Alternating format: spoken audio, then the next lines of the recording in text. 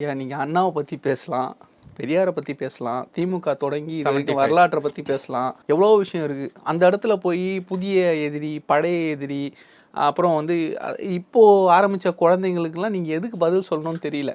அப்படி ஒரு போட்டு ஒரு காட்டமான ஒரு பதில் அன்னைக்கு அறிக்கையா கொடுத்து அதை ஒரு செய்தியில வந்து ஒரு செய்தியாக்கணும் அப்படின்ற ஒரு எண்ணத்துல இருக்கும் பொழுது இன்னைக்கு அந்த மாநாட்டை எந்த அளவுக்கு மக்கள்கிட்ட வந்து பெருசா காட்டணும், பிரம்மாண்டத்தை காட்டணும், கூட்டத்தை காட்டி பாரு எங்களுக்கும் கூட்டம் வருதுன்னு காட்டணுன்ற ஒரு போட்டி தான் இது. வந்து வருஷம் அவங்க நடத்தக்கூடியது தான், அதில் எந்த ஒரு மாற்று கருத்துமில்ல. இந்த வருஷம் ரொம்ப ஸ்பெஷல் அவங்களுக்கு, முக்கியமாக தேர்தலுக்கு முன்னாடி நடத்தக்கூடிய ஒரு முப்பெரும் விழா.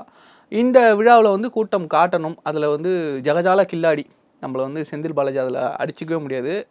நீங்கள் வந்து ஈரோடு கிழக்கை பற்றி நம்ம பேசுகிறோம்ல, நாங்கள் அரவக்குறிச்சி பை எலெக்ஷனே நாங்கள் பார்த்தோம் 2019 அரவக்குறிச்சி பை எலெக்ஷனே நாங்கள் பார்த்தோம். அந்த பை எலெக்ஷன்லேயே எங்களுக்கு புதுசு, ஏன்னா நாங்கள் பிரச்சாரத்துக்கு போன ஆட்களே இல்லை. அந்த பை எலெக்ஷன் நாங்களும் கண்டெஸ்ட் பண்ணோம். பிரச்சாரத்துக்கு போனால் யார்கிட்ட பேசுறதுன்னே தெரியல, மக்களே இல்லை ஊரில்.